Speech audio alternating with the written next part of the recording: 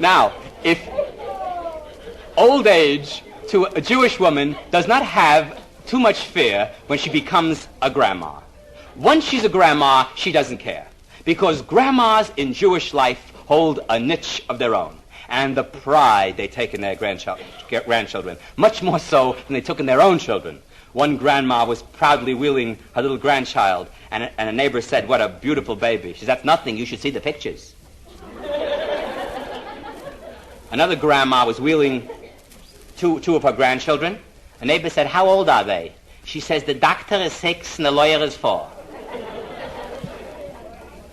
And what did they say? Is he smart? Is he a doll? Is he good? He kicks grandpa in the stomach. They say, "Let him, he's playing." See, their children couldn't get away with that. The baby is lying in a crib under 87 blankets crying. What does grandma say? He's hungry. The mother says, "Listen, according to the doctor, he doesn't get hungry until 1:57. She says that the doctor should live on his diet. Says, "Give him a pastrami sandwich." One grandma is talking to another one. Says, "Are you talking about plain grandchildren or mine grandchildren?" She says, "Mine counted up to 15 the other day." He's only 30 years old. Now, the Jewish people, of course, have among all things a great reputation for being professionally minded, economically minded. Of course, when we want someone shrewd in money, we think of a Jewish person. They have that reputation, and of course this reputation comes about because Jewish people have always been striving, ambitious, and they have it because of this. Whenever the situation, society, and the environment has allowed it, they have become the moneyed classes. And in any civilization you will go to in the world, the most successful, the professional, the moneyed classes where freedom of religion is allowed are always the Jewish people, in the majority, because they love their comforts. They love the things that come with success. They love the things that money can buy and the symbols that represent these achievements. For example, an Irishman was dying. He said to his wife, "Listen, this is when I die," he says, "bury me in a shirt. Don't put any jacket. I hear it's very hot down there." When he got down there, he was freezing. He turned to another guy and says, "How come it's so cold here? I thought it'd be hot." He says, "How come?" "It's the Jews. They put in air conditioning."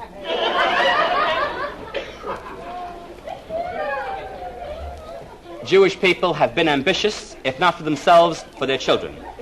And maybe more so for their children than for themselves. I want to tell you about one, since this is a political time in our city, I want to tell you about one Jewish man who was a union leader. He came to the political leader, and he says, "Listen, I'll make with you a deal. If you'll make me a councilman, I'll get my whole union to vote for you." Union means union. He said, "Make me a councilman, I'll get my whole union to vote for you." Which the deal was made, agreed, and he was made a councilman. I'll make a long story short. He became a councilman, a representative, a congressman, a senator. Now he's a big shot.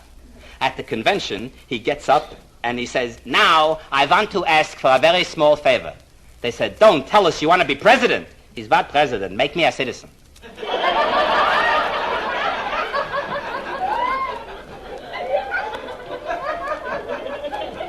In New York, the Garment Center is, if you find an Irishman in the Garment Center, it's like finding a snowball in hell. You know where the Garment Center is, don't you? It starts at 23rd Street. It stretches up to the Catskills.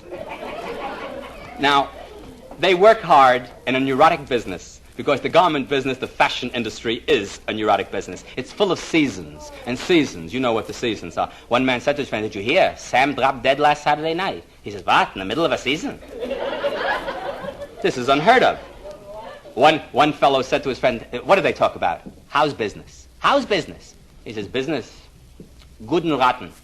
They got 26 salespeople standing in the store. Monday I sold 1 suit. Tuesday I sold nothing. And Wednesday was worse." "If you sold nothing Tuesday, how could Wednesday be worse?" "He's the suit I sold Monday they brought back." In the Garment Center, a man said to his partner, "Jake, what's going to be with the Taft-Hartley bill?" He said, "The hell with it, pay it."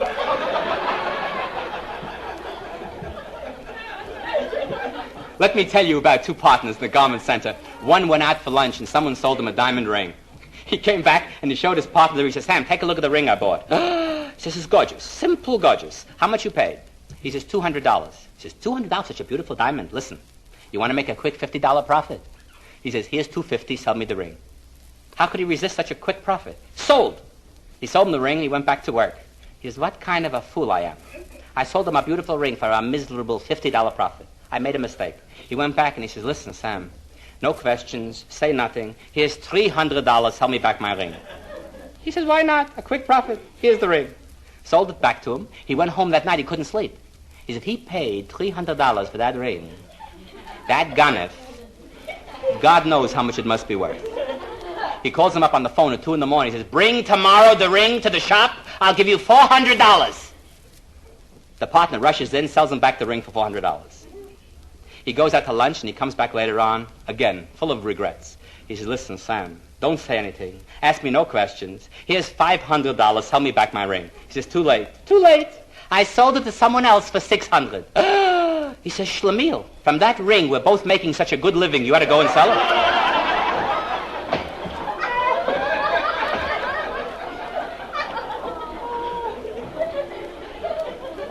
Jewish people love to have rings and diamonds and minks, mink coats. Kosher windbreakers is what they really are, you see. One lady said to her husband, she says, you know, I dreamed last night you bought me a mink coat. He said, tomorrow night, wear it in the best of health. Of course, this next story, I think, will give you a wonderful insight into the psychology of the Jewish people. I won't tell you what it is. You'll have to judge for yourself. On their anniversary, a husband said to his wife, tell me, Rachel, what would you like for an anniversary present? A mink? She says, no. A diamond? No. He says, what do you want? He says, listen, you want to give me something? Give me the $1,000 in cash. He's ridiculous. He says, where am I going to get $1,000 wholesale? You begin to see, of course, the psychology of the Jewish people by their practices. St. Peter, for example, at the Golden Gate, heard a knock on the gate. He opened it up, and in came Mrs. Riley. He says, Mrs. Riley, you're that fine Catholic woman. Come in. Take off your clothes. Here are a pair of wings. Go fly around. Another knock came on the door, and in came Mrs. Rafferty. He says, Mrs. Rafferty, you're that fine Protestant woman. Take off your clothes. Here are a pair of wings. Go fly around. A third knock on the door. In came Mrs. Shapiro. He says, Mrs. Shapiro, you're that fine Jewish lady. Take off your mink coat, put down the beaded bag, go upstairs, they're waiting to play canasta.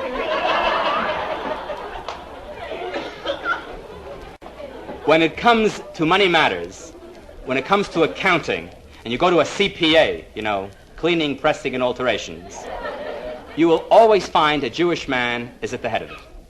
England, for example, at the end of the war, was in very dire economic straits. Very dire. Churchill was very concerned about this, and so he looked up the best accountant in Great Britain. And of course it was a little Jewish man. Who else? When they brought him to court, and he said to him, I want you to sit in this room with all the financial ledgers and books of England, and when you come out, I want your recommendations. And he was locked up in that room for over 6 weeks. When he finally came out, Churchill came up to him eagerly. He says, what do you suggest? He says, I recommend that you tell the king he should put England in his wife's name. Now, not only do Jewish people enjoy the symbols of good living, but they enjoy good living, and that is why Miami Beach has become such a fabulous resort. It is fabulous in every way, and it is 100% Jewish, as you know. The other 0.4% doesn't even count. They live on another planet. So you'll hear many stories that illustrate the psychology of the Jews, especially when you talk about Miami Beach. One man said to his friend, how'd you like Miami Beach? Did you go by yourself? He said, no, I took my wife. He said, the only thing that got sunburned was her tongue. And if you go to Miami, you'll find that the most common thing is that the newest hotel, this year's hotel, is the one that's booked full. And if it's last year's hotel, dead. One lady said to a friend, where are you staying? The Saxony. She said, what's the matter? Your husband lost his job. One woman said she was staying in such a new hotel, it was called under construction.